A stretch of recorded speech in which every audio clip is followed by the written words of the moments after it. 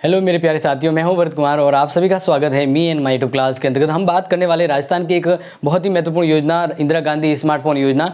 अब ये आपके 10 तारीख के आसपास इस योजना की शुरुआती डेट डिक्लेयर कर दी गई है। इसके लिए जो कैंप लगाए जाएंगे और उस कैंप में अलग अलग जोन होंगे जिसमें आपको अलग अलग प्रोसेस में जाकर वो फ़ोन मिलेगा। तो किस प्रकार से ये प्रोसेस होगा मैं आपको वो बताने जा रहा हूँ। एंड देन इससे पहले आपको बता दूँ, क्या आप एलिजिबल हैं, क्या आपको ये फ़ोन मिलेगा। तो आपको अपनी एलिजिबिलिटी चेक करनी है। तो ऑनलाइन आप कैसे चेक करें कि आपका नाम उस लिस्ट में है या नहीं। तो इस तरह से आज अभी इस वीडियो में आपको बताने वाला हूं कि आपको अपना नाम इस योजना में पता करना है कि आप इस योजना में एलिजिबल है या नहीं है। एंड दूसरी मैं आपको बात करने वाला हूं कि इस योजना के तहत आप कैंप में जाते हैं तो कैसी प्रक्रिया रहेगी और किस प्रकार से आपको आपका फ़ोन मिलेगा।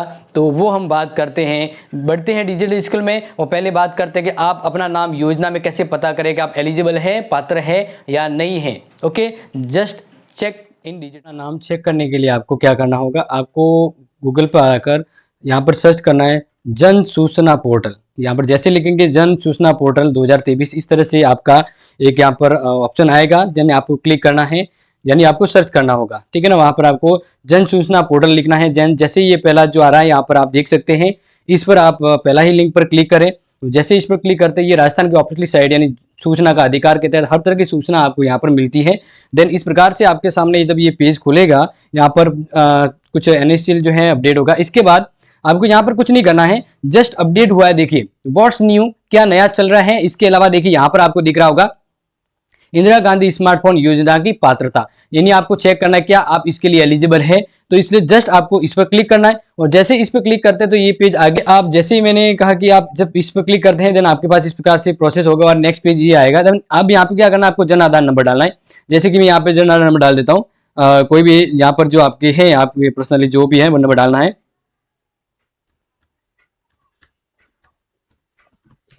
ओके, आप अपना जन आधार नंबर यहाँ डालने के बाद अब यहाँ पे आप किस स्कीम के अंतर्गत आ रहे हैं, विधवा एकल नारी नरेगा के 100 दिन पूरे किए इस अनुसार आप आ रहे हैं, या इंदिरा गांधी के तहत 50 दिन पूरे किए हैं, या छात्रा जो महाविद्यालय कला वाणिज्य विज्ञान में पढ़ रही है, या महाविद्यालय संस्कृत में पढ़ रही है, पॉलिटेक्निक कॉलेज में है, या फिर 9 से 12वीं क्लास के अंतर्गत है।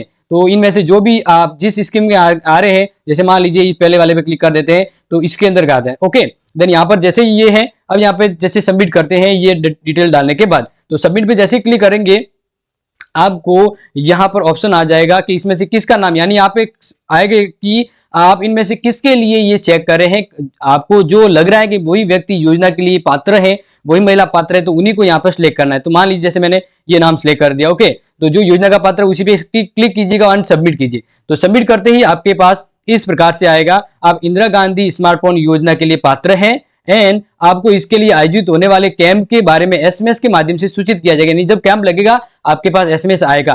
कैंप में आने से पहले लाभार्थी क्या करें, Jan Aadhaar card, passport size photo, ठीक है ना, और पैन कार्ड साथ में लेके आना। लाभार्थी के जन आधार में आधार नंबर और सही मोबाइल नंबर जुड़ा होना चाहिए। इस प्रकार की आपको अपडेट आएगी, यानी आप पात्र हैं। अब मान लीजिए यही नंबर से अगर आप दूसरा ट्राई करते हैं, ठीक है, जैसे मान लीजिए एक बार वापस ट्राई करता हूं, यहाँ पर जैसे जो भी नंबर है,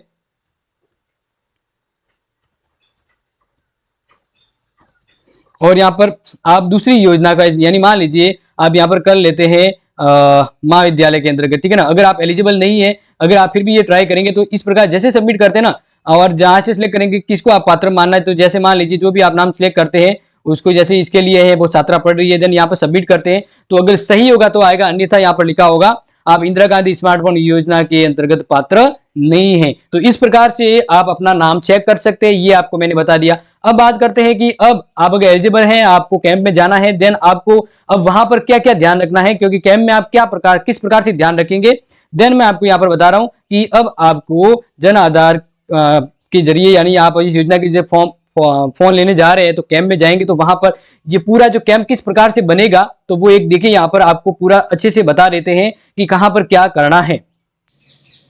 आइए समझे स्मार्टफोन वितरण प्रक्रिया के बारे में।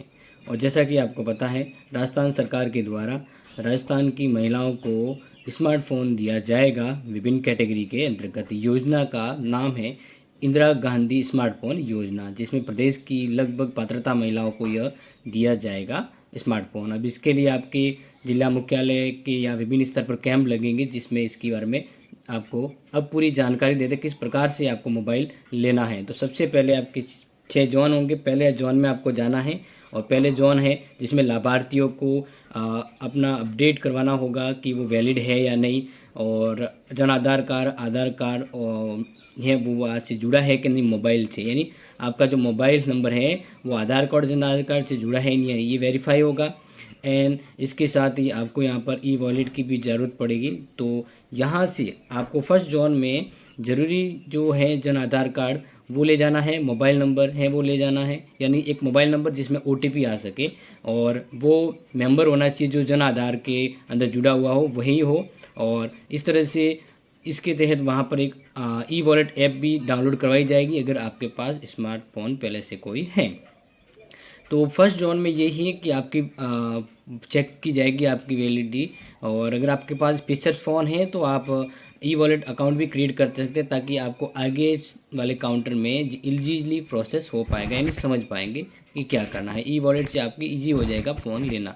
बट अब यहाँ से आपकी पात्रता चेक की जाएगी, आप एलिजिबल है या नहीं।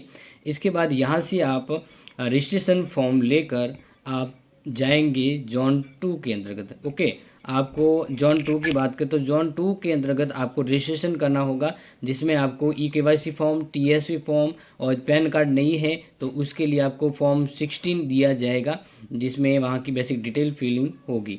ये तीनों फॉर्म लेकर, क्योंकि इसमें रजिस्ट्रेशन होगा, ये तीनों फॉर्म आगे वाले अलग अलग काउंटर में काम आएंगे। तो आपको इन्हीं तीनों डॉक्यूमेंट की एक सिंगल PDF है वो वहाँ के स्टाफ के ज़रिए बनाई जाएगी, और जिसमें आपको इन एक ही PDF में ये तीनों डॉक्यूमेंट को PDF करना होगा। ओके, आधार कार्ड है या जन आधार कार्ड, उसकी जब आप PDF में इन्वॉल्व करें, शामिल करें, तो दोनों और हैं वो फ़ोटो मतलब PDF स्कैन होनी चाहिए, और जो भी आपके पास ये रजिस्ट्रेशन फॉर्म होगा उन पे आपके साइन होने चाहिए। ज़रूरी है कि ये साइन आपके जो पासपोर्ट फ़ोटो आप लेके जाएंगे उसके क्रॉस में करेंगे, आधा फ़ोटो पर आधा फॉर्म पर। तो इस प्रकार से आपके पास ये तीनों फॉर्म आ जाएंगे, KYC, TSP and pan card से संबंधित। फाइल अप्रूव होने के बाद लाभार्थी को लो KYC अकाउंट से फुल KYC में अपग्रेड हो जाएगा, यानी लो KYC है इसको फुल। इसके बाद आप फुल KYC हो जाने के बाद नेक्स्ट 4th जोन में जाएंगे, वहाँ पर आपको TSP फॉर्म लेके जाना है। यहाँ से आपको टेलीकॉम सर्विस प्रोवाइडर और फ़ोन ऑपरेटर वाले होंगे, वहाँ से आपको अपना मनपसंद फ़ोन और सिम को सिलेक्ट करना होगा। ओके, मनपसंद फ़ोन और सिम को सिलेक्ट करना होगा, तो इसके लिए आपको TSP फॉर्म वहाँ पे देना होगा, और इस योजना की वो डिटेल है वो लिखेंगे कि आपने कौन सा फ़ोन लिया, क्या लिया है, और टेलीकॉम कंपनी से डीलरशिप से आपसे बात होगी तो आपको कौन सी सिम दी है, और ये सभी जो डिटेल है वो TSP फॉर्म में एंट्री की जाएगी। इसके बाद आपको जाना है जोन 5 के अंतर्गत, वहाँ पर TSP फॉर्म यहाँ से जो दिया जाएगा आप वापस लेंगे, ये लेकर आपको TSP फॉर्म को लेकर जाना है इंदिरा गांधी स्मार्टफोन योजना के पोर्टल पर। वहाँ पे जो अधिकारी ऑपरेटर उनके वो ये पूरी डिटेल है आपकी अपलोड करेंगे उनके सिस्टम में। TSP फॉर्म फिर आपको वापस दिया जाएगा, और इसी के बाद आपकी ये पूरी एंट्री हो जाए, आपको ई वॉलेट बनाना होगा। ई वॉलेट से आपका जो अमाउंट है वो क्रेडिट होगा, और उसी अमाउंट से ये जो आपका जो फ़ोन होगा वो आपको दिया जाएगा। ओके, तो ये आप ध्यान रखें, KYC के जरिए आपके अकाउंट में KYC वॉलेट के जरिए आपके अकाउंट में आएगा। तो ये जो फॉर्म है, यानी जोन जो 5 है वहाँ पे सीधा आपको डायरेक्ट बेनिफिट ट्रांसफ़र होगा। मान लीजिए जोन 5 के अंदर आपका KYC फेल हो जाता है, पेमेंट नहीं आ पाता आपकी KYC वॉलेट में, तो आप 24 घंटे के अंदर निश्चिंत रहे, आपके वॉलेट में पैसा आ जाएगा, और उसका मोबाइल और सिम वैसे ही अलग रख दिया जाएगा। एक बार रजिस्ट्रेशन हो जाता है, 24 घंटे के अंदर पेमेंट आने के बाद आप अपने कैंप पे जाएँ और वहाँ से वापस ये फॉर्म ले सकते हैं। अब वहाँ पर एक जोन 6 भी होगा, जहाँ पर डिजिटल साक्षरता दी जाएगी, यानी सरकार की योजना और डिजिटल साक्षरता के बारे में पूरी जानकारी दी जाएगी। तो इस प्रकार से ये कैंप के अंतर्गत आपको फ़ोन देने की प्रोसेस रहेगा। इसको आगे ज़रूर शेयर करें, स्मार्टफोन योजना। अपने जो भी आपके फ्रेंड्स रिलेटिव हैं उन सभी को शेयर कीजिएगा कि वो उन योजना के बारे में अच्छे से जान पाएँ, और नियत समय पर उनकी ज़रूरी जानकारी के साथ वो कैंप तक पहुँच पाएँ। Thank you so much, take care.